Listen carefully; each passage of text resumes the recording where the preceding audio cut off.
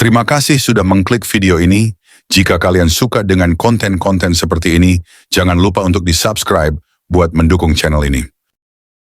Di episode sebelumnya kita membahas kisah Abraham sampai kemurkaan Tuhan terhadap kota Sodom dan Gomora. Bagaimana kelanjutannya? Ini dia kisah Abraham part 2.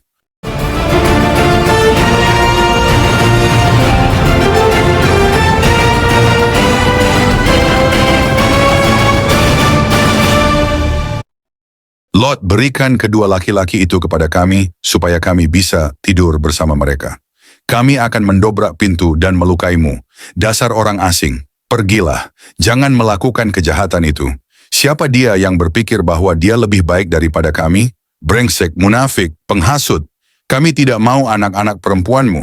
Kami mau laki-laki yang cakep itu. Semoga Tuhan akan membutakan kamu. Di mana mereka? Mengapa tiba-tiba gelap gulita? Aku tidak bisa melihat. Kenapa? Kuasa macam apa ini? Tinggalkan kota ini besok pagi. Ingatkan siapapun yang kamu mau. Tuhan yang benar tidak akan toleransi lagi dengan dosa-dosa di sini. Besok Tuhan akan menurunkan api dari langit ke tempat ini. Setiap orang yang ada di Sodom dan Gomora akan mati. Cepat-cepat, api akan turun segera. Tidak ada yang akan selamat. Tuhan memerintahkan supaya kita jangan melihat ke belakang ketika kota ini terbakar. Jangan lihat ke belakang. Aduh, ayah, ibu tidak menaati perintah Tuhan. Dia berubah menjadi patung garam. Jangan lihat, lari terus. Setiap makhluk yang hidup yang ada di Sodom dan Gomora mati hari itu. Tuhan adalah benar dan Dia membenci dosa, khususnya dosa penyimpangan seks, laki-laki dengan laki-laki atau perempuan dengan perempuan. Dosa seks yang melibatkan anak-anak adalah yang paling jahat. Tuhan sudah berjanji bahwa Dia tidak akan menghancurkan dunia dengan air lagi. Tetapi Tuhan akan menghancurkan dunia ini dengan api pada masa yang akan datang. Hukuman untuk dosa apa saja adalah kematian. Kematian badan dan penderitaan jiwa yang kekal di dalam lautan api, neraka. Karena kasih karunia Tuhan, Lot diselamatkan dari hukuman Tuhan. Istri Lot tidak percaya kepada peringatan Tuhan yang mengingatkan untuk tidak melihat ke belakang. Hukuman dosa selalu kematian, tanpa kecuali. Lot, aku sangat senang bahwa Tuhan memberikan berkat-Nya kepada kamu. Sebetulnya kamu bisa mati di kota itu. Tuhan membenci dosa dan kejahatan. Jauhkan diri dari orang-orang semacam itu. Kami sedih mendengar tentang istrimu. Apa yang akan kamu lakukan sekarang? Kami harus terus berjuang. Lot pergi dengan 2 anak perempuannya. Tuhan terus memberkati Abraham.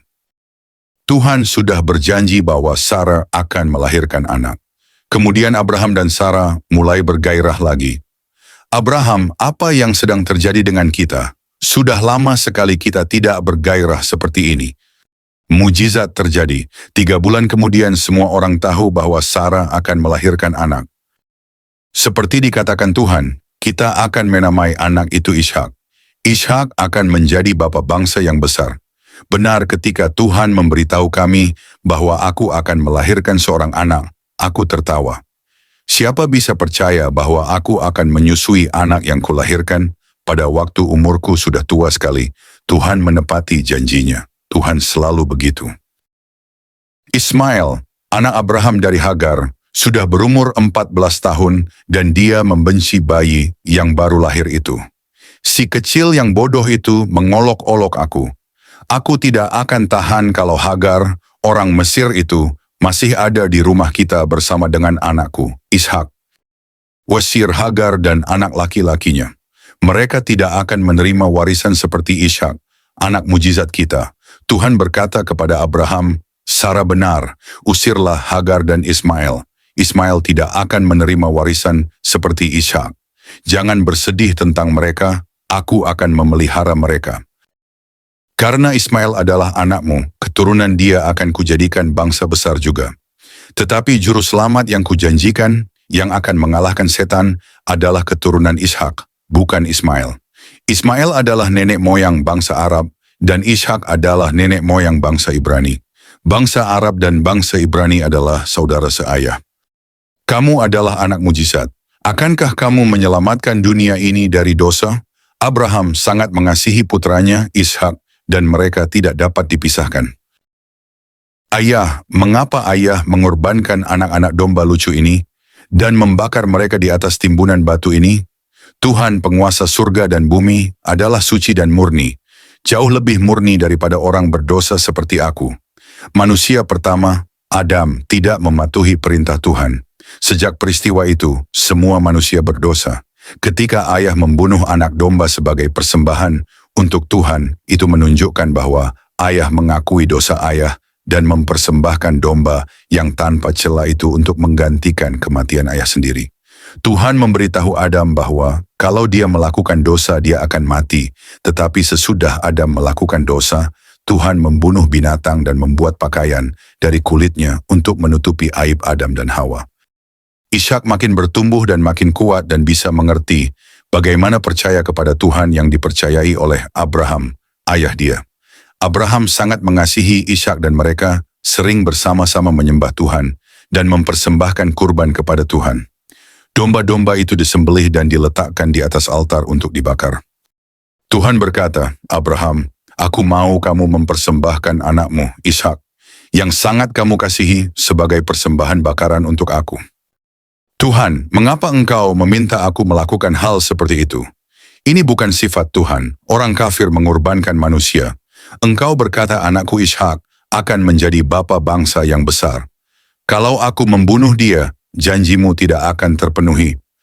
Tetapi engkau adalah Tuhan. Aku akan mematuhi engkau walaupun aku sesungguhnya tidak memahami. Perjalanan ini memakan waktu 3 hari, jadi kami akan kembali kira-kira 1 minggu lagi. Hati-hati, aku akan mendoakan kalian berdua. 3 hari kemudian, ayah, itu gunung yang akan kita tuju. Kita akan sampai di sana sebelum matahari terbenam. Ya, kita akan pergi ke sana dan menyembah Tuhan di sana dan lalu pulang. Ayah, kita sudah membawa kayu dan ayah sudah membuat altar, tetapi di mana kurban itu? Ishak, apakah kamu masih ingat? Ayah memberitahu kamu bahwa Tuhan berkata kepada ayah dan ibumu dan membuat ibumu hamil walaupun sudah tua sekali. Kemudian Tuhan berkata kepada ayah lagi. Tuhan berkata bahwa ayah harus mempersembahkan kamu sebagai persembahan bakaran. Aku? Ayah yakin? Apakah Tuhan berkata kepada ayah bahwa aku akan menjadi bapa bangsa yang besar dan aku akan mempunyai banyak anak cucu sebanyak bintang-bintang di langit? Kalau aku mati sekarang, bagaimana dengan janji Tuhan? Aku tahu bahwa apa saja yang dijanjikan Tuhan, Tuhan bisa melaksanakannya. Kalau Tuhan berkata kamu akan menjadi bapa bangsa yang besar, pasti itu akan terjadi sekalipun kamu mati sekarang. Tetapi bagaimana itu bisa terjadi kalau aku mati? Ayah tidak tahu. Barangkali Tuhan akan membangkitkan kamu dari kematian. Ayah, kita harus mematuhi Tuhan apapun yang terjadi.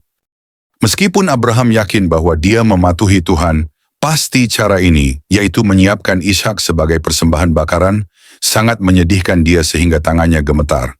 Abraham mengikat tangan dan kaki anaknya dan meletakkannya di altar. Kemudian Abraham harus menyembelih dia. Dengan iman dan doa kepada Tuhan, Abraham mengangkat pisau. Ketika dia hampir menyembelih Ishak, tiba-tiba dia mendengar suara dari langit. Abraham, Abraham, jangan melukai anakmu.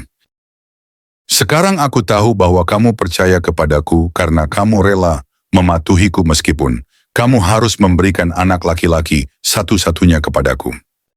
Ketika Abraham mengangkat kepalanya, dia melihat seekor domba jantan yang tanduknya tersangkut pada belukar. Ayah, lihat Tuhan menyediakan seekor domba jantan untuk menggantikan aku. Abraham, karena kamu sudah melakukan hal ini dengan rela, yaitu tidak menahan anak laki-lakimu. Satu-satunya, aku akan memberkatimu dan memberikan anak cucu kepadamu sebanyak bintang di langit, dan anak-anakmu akan memiliki tanah ini dan memusnahkan musuh-musuh mereka. Juga melalui keturunanmu yang belum lahir, semua bangsa di dunia akan diberkati. Ayah, Tuhan berbelas kasihan sama seperti yang ayah katakan. Abraham mempunyai 2 anak laki-laki, Ismail dan Ishak. Ishak adalah anak yang dipilih Tuhan untuk melanjutkan janji yang dikatakan Tuhan kepada Abraham. Ishak mempunyai anak laki-laki yang bernama Yakub. Kemudian nama Yakub diganti menjadi Israel oleh Tuhan. Yakub mempunyai 12 anak laki-laki yang kemudian pergi ke Mesir. Di Mesir mereka menjadi budak. 1875 sebelum Masehi. Kedua belas anak laki-laki Yakub menjadi 12 suku bangsa Israel. Ismail mempunyai 12 putra yang semuanya menjadi orang Arab. Itulah cerita kisah Abraham sampai ia menjadi bapa dari segala bangsa-bangsa. Bagaimana menurut kalian? Jangan lupa tinggalkan komentar di bawah. Dan jika kalian suka dengan konten kisah-kisah seperti ini, jangan lupa untuk subscribe channel ini supaya bisa lebih berkembang lagi. Terima kasih telah menonton video ini sampai habis. Sampai jumpa di next video.